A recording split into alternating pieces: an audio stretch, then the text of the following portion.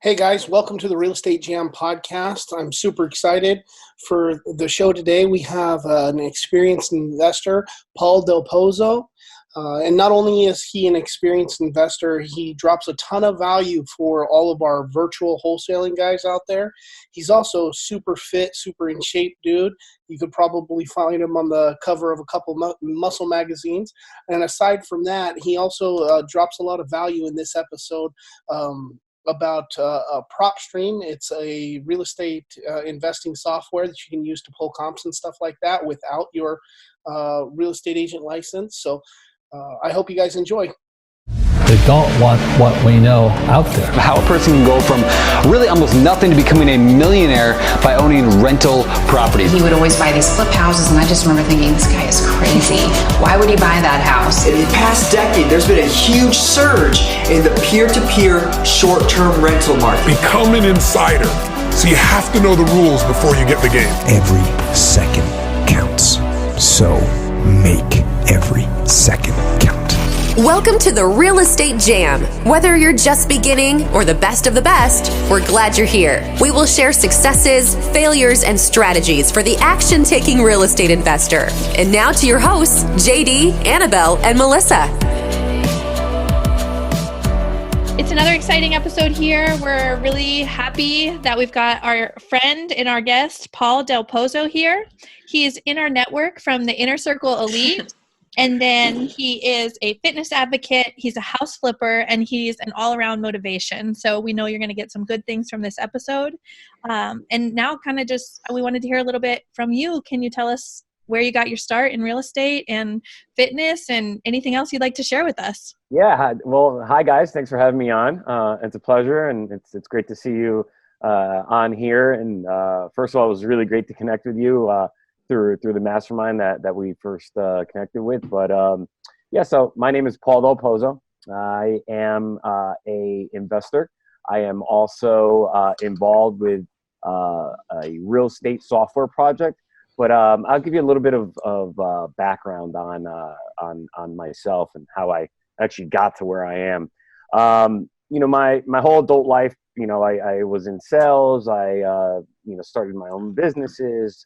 I was just always trying to find what was keeping my juices flowing, if you will, right? Like always kind of finding that next opportunity. Wasn't sure of the right path.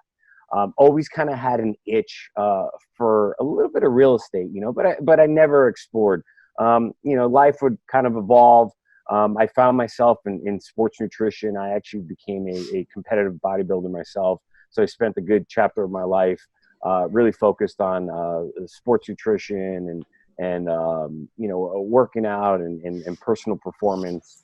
I was actually I helped run a sports nutrition company. I was a sales director for one of the large companies out there.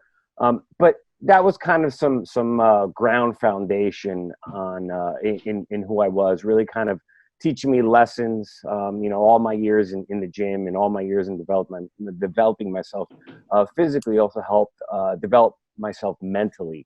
All the hard work, all the dedication, all the focus it takes in kind of carving yourself, your body to where you want it to be, for the competition and all the things I was doing, were lessons that I was learning that would actually be really important to me later on in life. Because I was able to take some of the disciplines from that aspect of my life and really parlay them later on into business building. So it's funny enough, I went from bodybuilding to business building. And then I found real estate, as it will, the internet kind of smacked me in the face with some wholesaling, webinars or all the wholesaling and real estate stuff that you find out there. So, I clicked in one day and I got a little, half hour, 45-minute presentation on what wholesaling was. And it kind of, I got bit, I got the bug that bit me, and I was interested. And, I actually reached out to to a family member of mine, a cousin of mine, Marco, that was actually flipping homes. I kind of knew what he was doing, but we had never really had a serious conversation. And I called him, hey, cuz, what is it that you do? I heard about this wholesaling thing. And he says, well, that's kind of what I do. And, he kind of filled me in on what he did and kind of what the business is, and, planted a seed in my head. And I said, you know what, I really think I can do this. So long story short, I really kind of started going out there. I got a list of pre-foreclosures. So I went out, started knocking on doors, and I actually got my first deal by knocking on doors. At the time, I really didn't know anything about marketing. I didn't really know how to, even mail, really. I just knew if I got these lists, I knew if they had an upcoming auction set, maybe I had an opportunity to have a conversation with somebody that needed help. And that was my mission.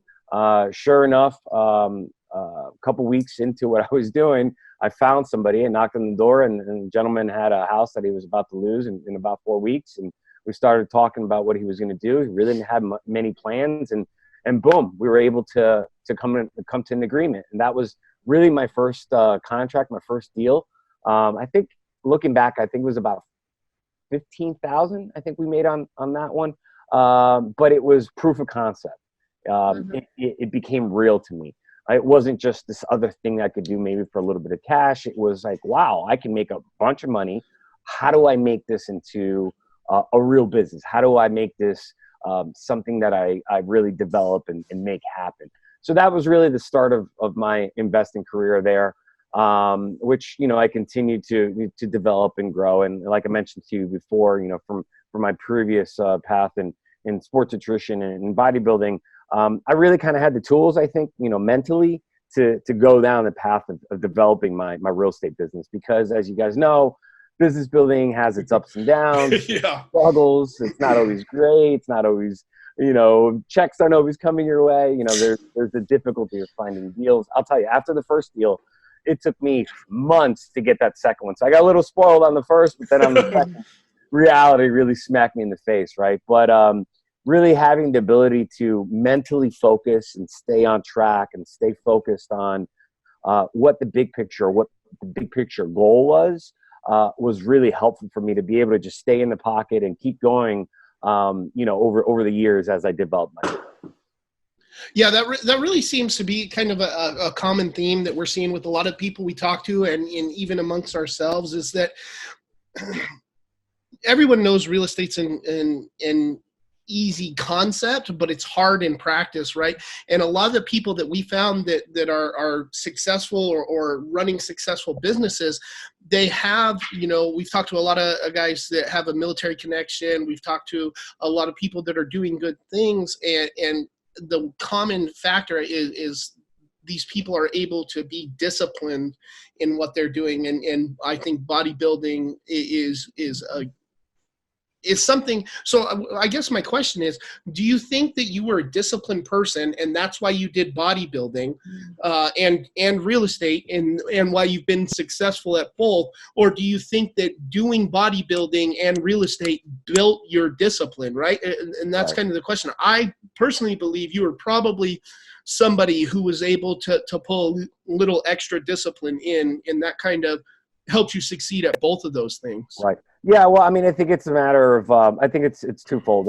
I think by nature I had that discipline. I mean, my upbringing as a child, there was a lot of sports, right? So I was very sports centric, team sports. I played individual sports, played a lot of tennis. So what I call the 3 Ds, drive, dedication, and determination, were just kind of always there for a goal of mine, back then. But as I grew and obviously got into bodybuilding, that continued to develop. And in bodybuilding, I mean, the struggle, the mental struggle, because let's say the physical struggle of the lifting the weights and that sort of stuff, that's the easy part. The mental struggle is when you don't want to do the work, or you're tired, or you're depleted because of your diet and you just don't have it in you, or you don't have that desire to get up and do anything. Well, you have to, right? Because you have a plan, you have a goal, and you have to get up and go. So I think my internal dedication or determination developed more once I got into bodybuilding. And it continues to develop, right? I mean, all our skills and our skill sets should continue to develop, in whichever aspect of life we are. And I think with mine specifically, as I got out of the chapter of bodybuilding, I still had a desire to grow. It wasn't necessarily growing physically, but it was to continue growing either mentally or grow this additional project or projects that I had.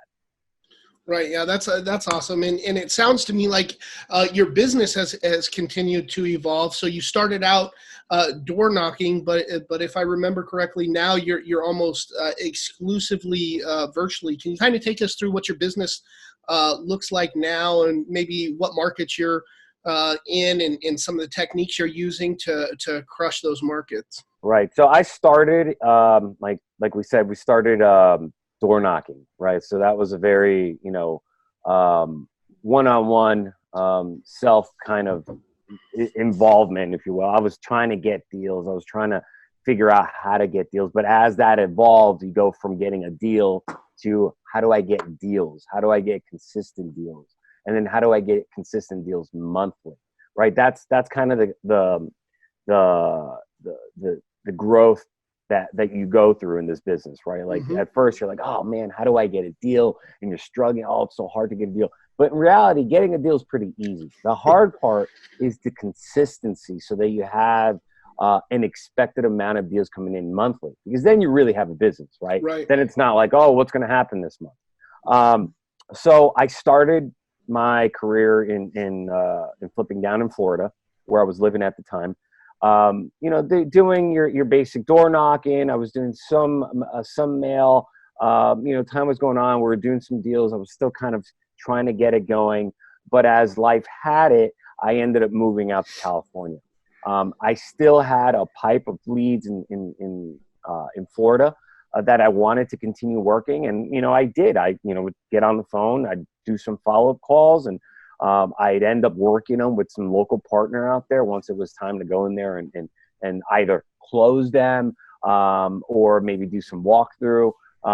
So that was kind of my first realization of, you know what, I can do a lot of this stuff on the phone. And that continued to develop from, in some cases, the local partner not being able to close them out on the spot, and they would come back to me. I would be doing some follow-up, and eventually I would close them on the phone.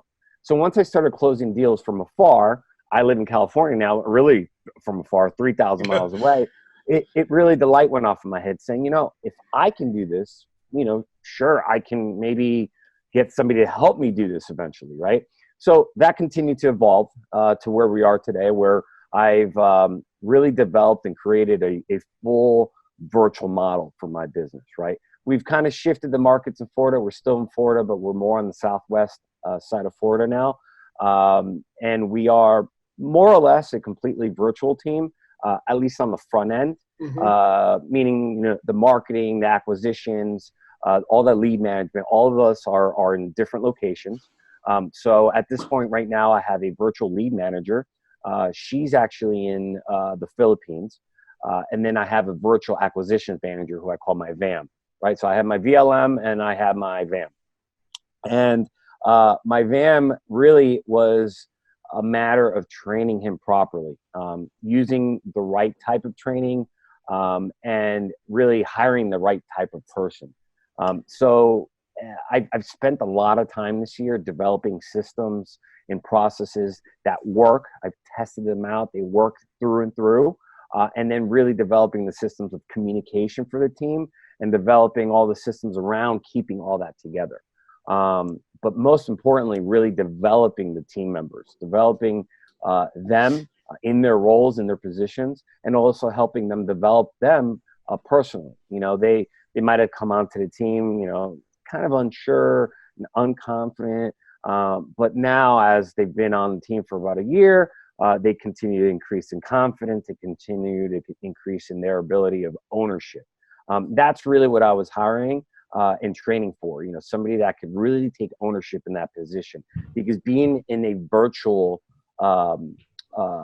model, if you will, you really need to have people that are very much involved and really care about what they're doing and care of the team as a whole. Right, because you're not in front of each other. You don't have that ability to to kind of get that same energy.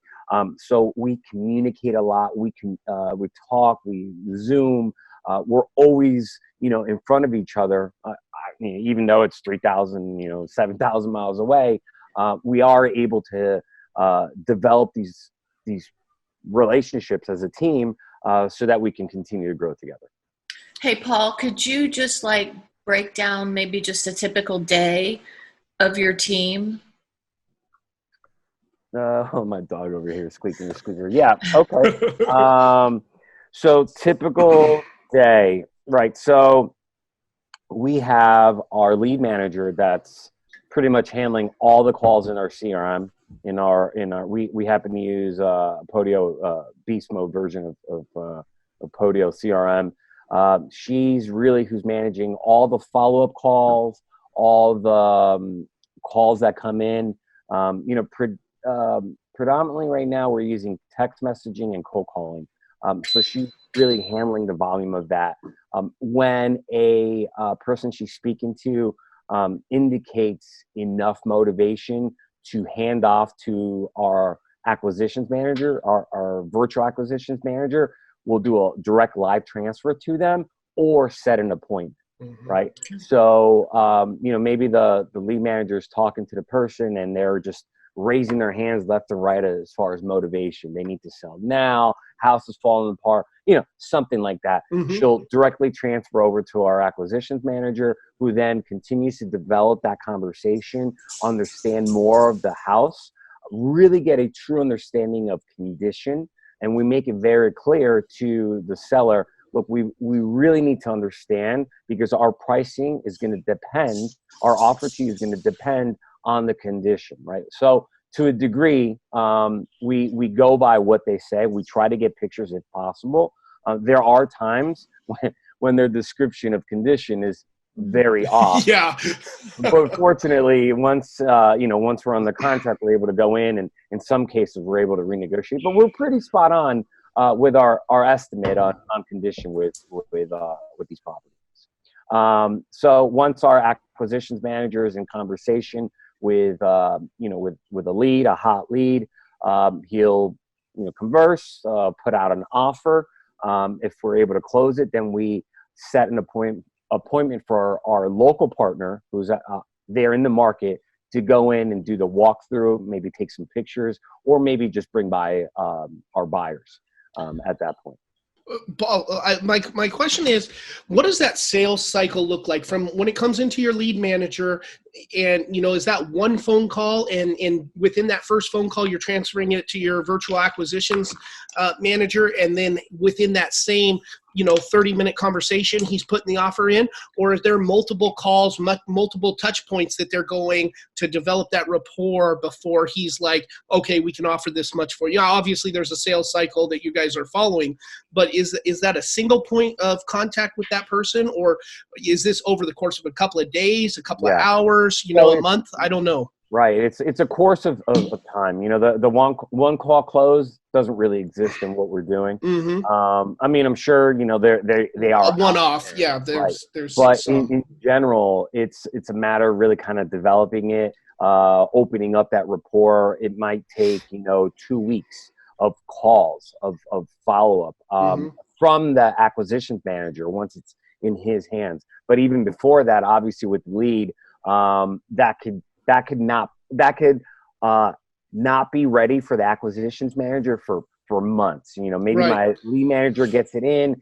Maybe they have some interest in selling, but the indicators for us aren't all there. So we don't necessarily push it over to our acquisitions manager. Our acquisitions manager really concentrates on a bulk of 20 hot leads, right? So that's where his focus is. I have him really focus on the ones that are about to close or are within reach of closing. Anything outside of that goes back to our lead manager, who continues to nurture that lead to either push it back to our acquisitions manager on a live transfer again, or again, set up another appointment.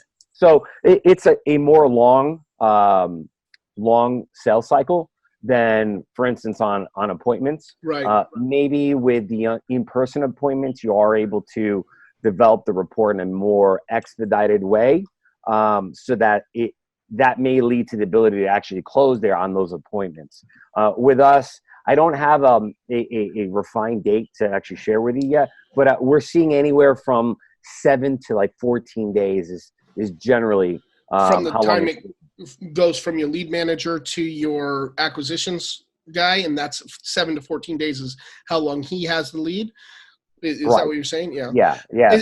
It sounds to me like you guys are qualifying with your lead manager pretty heavily on the front end before, because I mean, I don't know how, you said you're cold calling, so I assume you're doing hundreds of contacts per day per lead manager, but that lead manager is qualifying pretty heavy is what it looks like. Correct me if I'm wrong, but can you talk about kind of some of your what your lead manager is using to qualify? What are those touch points? You said where they're raising their hand, hey, I need to sell fast, hey, I have this kind of distress. What is the signal that your lead manager is, okay, now it's to the point where I can hand it off, live transfer? What are those specific qualifications, I guess? I mean, I have a pretty awesome lead manager, and a little bit of her background. She was a psychologist at one point, so she's got a great way of really reading people and understanding people and listening to people, which is really the most important thing, I think, in our business, right? We're buying from people that have, stuff going on in life, right? So we want to really listen to what's going on. So she listens to who she speaks to, and really what we look for is time. How soon do they want to sell? So if they say, I want to sell tomorrow, I mean, that is always going to trump anything else. If somebody's looking to sell immediately, even if they're asking for a retail price, let's talk, right? And we're very upfront and clear about who we are, what we do. We are investors. We don't pay retail, and we let them know, right? So with that said, if they're telling us we need to sell now, boom, we're going to pass that over to that division. Distress as well. If somebody says, I've just gone through a divorce, or a family member passed away, foreclosure, tax default, any sort of either personal or financial distress they may be going through, that's also immediate. Let's get that over. Let's get my acquisitions manager to really continue that rapport. My acquisitions manager is local, American, domestic. So he has a little bit more understanding, or he has the ability to really open up and connect a little bit deeper than my lead manager. She's not American, so there may be a little bit slight disconnect there, if any, because I think she's a pretty good great rock star. But once we get it over to our acquisitions manager, he's really able to unravel what's there, right? So she passes it on if it's time, if it's distress, and of course condition, right? So if you're talking to somebody that says, the roof is falling apart. You guys know in Florida, blue tarps, anybody has a blue tarp, any mention of an older roof, or obviously if we're talking to somebody as we're leading into hurricane season, these are kinds of questions and discussions that we have to see what's going on there, right? So if any of those three are mentioned, immediately they're passed over. If they say, oh yeah, I'm looking to sell, but I'm looking for $1 million. I'm not really in a rush. I'm not really, there's really nothing wrong. She will continue to nurture that lead by informing them again, this is what we do. This is what we could do for you. We might not be the right fit. And if they say something like, well, maybe, boom, okay, good. That's a flag right there. Let's have that further discussion. If it's kind of like, no, I want the $1 million. I really don't care if I sell. That motivation isn't quite there yet. She's going to continue to follow up and nurture that, because once they come into my system, the only way they come into my system is in system, I mean CRM, is they've indicated they want to sell, right? So if they said they want to sell, maybe they're not ready now, even if they're saying there's no issue, no time, no distress, no condition issues, but maybe in the future. So I want them in my CRM. I want my lead manager to have had contact with them at some point, and maybe have some rapport so that we can build on that future, in the future, whether it's 6 months, a year. I work leads that have been in my system for 3 years, right? And now we've gotten to the point where they remember what we do. It turns out that, the retail options they thought they had weren't really options. So now, since we've been in communication for so many years, we're the first person they go to. Wow, that's amazing. That's awesome. Yeah, that's great. So, Melissa, I know you had some questions and stuff about the Propstream and how we're using that in our business, and I think Paul would be able to help expand on that a little bit. Paul, I just wanted you to talk more for our listeners who might not have used Propstream as any kind of platform in their business and how it can help them. Right. Yeah. So Propstream's a project that I got involved with a couple years ago. Funny enough, a really good friend of mine started this company back in 2005. And, he's an entrepreneur too, started a business back then. He's had many different businesses, and we had a relationship, but we never discussed that particular business that he had, the real estate software business. So one day he's like, hey, man, you should, I know you're flipping homes now. Why don't you take a look at my software? So that's kind of what started my journey there in Propstream. I took a look and said, holy cow, man, this thing's fantastic. And since that time, we actually, I got involved on the business front and really kind of helping develop the product and really giving, my 2 cents, my perspective as an active investor and how I need a tool to work. And about a year and a half ago, we redesigned the platform. We've launched it out to the market. So right now, what everybody sees out there is really the redesigned version of Propstream, which is a nationwide data tool. It's a nationwide real estate tool, really. It allows you to get property details, really anything you want about an individual property. And you can also comp because we have MLS sold comps in there. We have public record comps in there. So you're able to really intelligently select the proper comps. You can use the platform for comp, and you can also use it for pulling lists together. And lists, right, are really the bloodline of our business, right? We need a list of a property type, whether it's distressed or high equity or a lien list, whatever it may be that we're targeting. We need these lists so that we can go after these properties with our marketing efforts, whether it's cold calling, text messaging, direct mail, door knocking, like I once did, whatever it is, right? In Propstream, you have the ability to use the filter set to go in there, select what you're looking for, generate a list, take that list out. You can even skip trace within the platform so that you can contact these sellers and really begin your marketing process. So it's really an all-in-one tool for investors, whether you're a newbie, really just trying to get your feet wet and understand what properties, what properties look like, or even the comps, or even for your more advanced investor that's pulling, tens of thousands of leads monthly, and they're really just going all out on their marketing efforts. One of the things that I think is super awesome and affects our listeners, and it's a question we get all the time. Hey, how are you pulling comps without a real estate agent?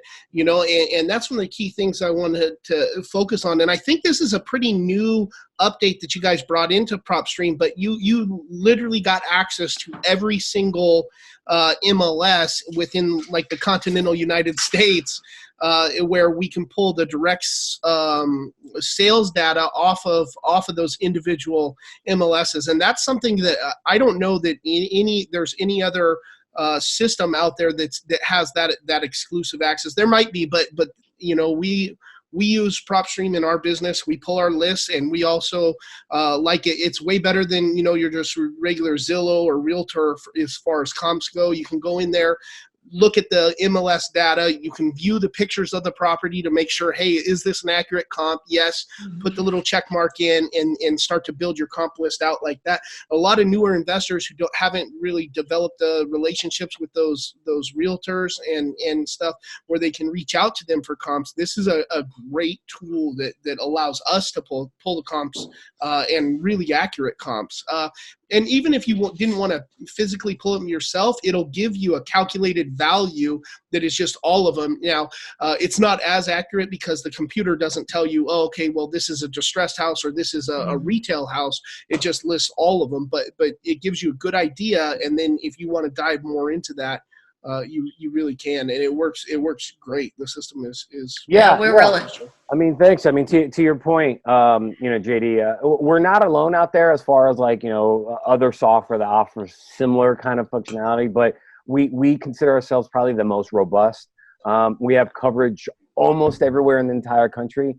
And that really is powerful to, it's powerful to obviously anybody in any area, but it's also powerful to investors that want to look at other markets. You mentioned something where the new investor might not have access to MLS, but also the existing investor might only have access to their current MLS.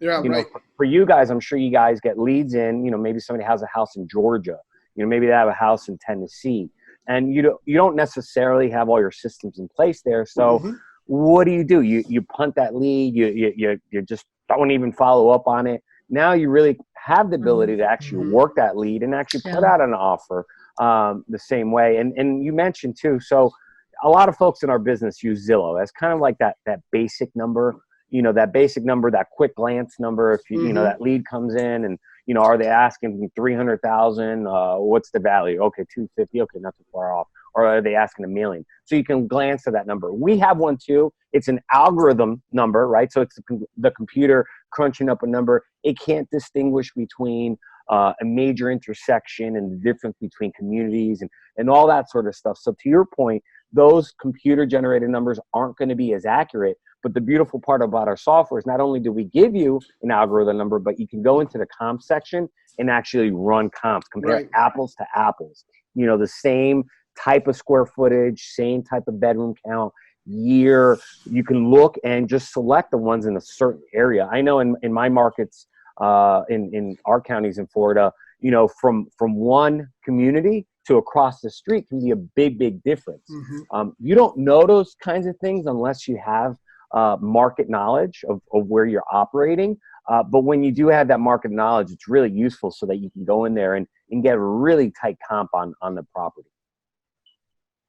Yeah, that absolutely. We use that a lot in ours just because Melissa's local most of the time in Panama City. But a lot of the times JD, is off at training and he might not be able to do all the underwriting and get to drive the neighborhood or anything, but he can see so many of those details using the program. Yeah, I mean, when we say we give you details, we give you details. Yep. There's a lot about any subject property. So if you select a property, you're going to get everything about it. So as far as like construction type, location, the who, what, where of the last transactions, tax information, the mortgage information. If it was on the MLS, like the MLS status, has it been on and off, the different price changes. Your neighbors, you can easily get cash buyers. I mean, it's really an all-in-one system. And a lot of times you hear about these platforms that say, oh, there's so many things, this and that. But clearly, it's designed for the investor in mind. So it's with all that is there, it is kind of laid out in a very streamlined way. So all the most important stuff that you need is right in front of you. Yeah, and I think you guys have like a 7-day free trial. I'm not sure if that runs all the time or not, but we'll definitely link to that in the show notes. I think there is some limitations on the 7-day free trial, like you only get to pull 50 records or something. But as soon as you switch over to that paid version, I think it pays monthly. Then you have access. I think is it like 20,000 leads that you can pull, or 20,000 list for that monthly price, something like that? So for $97 a month, you get up to 10,000 leads that you can save or extract for lists. So, it really depends on what level investor you are. Obviously, if you're a beginner investor, 10,000 is you're never going to get to 10,000 a month, right? But if you're more advanced or a much higher level investor, certainly, and we have higher level tiers as well, 50,000, 100,000. It really depends on, what scale you're operating at. But we have a little bit of something for everybody. Awesome. Well, I guess the wrapping up, we got, just a couple of questions that we like to ask everybody. There's a whole bunch of influencers out there, and we're wondering, who is influencing your business? Who are you looking to find that, whether that's real estate or on the business side, who's impacting you right now? Yeah, Somebody just got murdered over there. I don't know what happened. I have many influences. I think from all different kind of walks of life, whether they're business influences. I'm influenced by a lot of people that I mastermind with. You guys, other people in the group. That's direct influence, and for me, that's people of somewhat relative level to where I am. So, maybe they're more advanced. Maybe you guys are doing more. You've grown more, skilled, higher, but it's still within reach for me. Mm-hmm. So that's very helpful to me. And the people that I'm involved with in these groups are extremely influential to how I'm developing myself and our business. But really, like my coaches that I've had and that I still stay in touch with, whether it's a life coach or a sports coach, an old bodybuilding coach, because at the end of the day, it's really the same mental battles that you go through, whether it's, lifting weights in the gym, or if it's lifting the heavy weight of life or the heavy weight of business. It's, how do I get through this problem, and really just kind of being able to have that dialogue and being able to kind of vent and talk with these different coaches I've had at different points of my life is still huge for me. Awesome. Well, Paul, thank you so much. We really appreciate it. Can you tell our audience and everybody listening kind of where they can follow you or where they might be able to get in touch with you? Yeah, absolutely. Well, Facebook, of course, you can just search for Paul Del Pozo. Instagram, you can also find Flex and Flip, which is a brand that I have. It's more of a personal brand, really kind of connecting both worlds, the flexing and the flipping together. But I also run a Facebook group called Flex and Flip. Really just a place for people to come in and post about, their gym efforts or their business efforts. It's a community of investors that are kind of like-minded as far as like physical fitness. But you can find me, search my name, Paul Del Pozo or Flex and Flip, and I'm easy to find. I'm out there. Awesome. Well, thanks so much for being with us Paul. today. Yeah, guys, great to be on. I appreciate it. Thank you so much. Thank you. Thanks. Have a good one. Take care. Thank you for listening to the Real Estate Jam. Thank you. Thank you. Thank you, thank you, thank you for all you do. We hope you enjoyed today's episode. For more information and updates, check out our website, shorefrontrestorations.com, or find us on Instagram, Facebook, and LinkedIn at Shorefront Restorations. If you have any questions, feel free to drop us an email at info@shorefrontrestorations.com. See you next episode.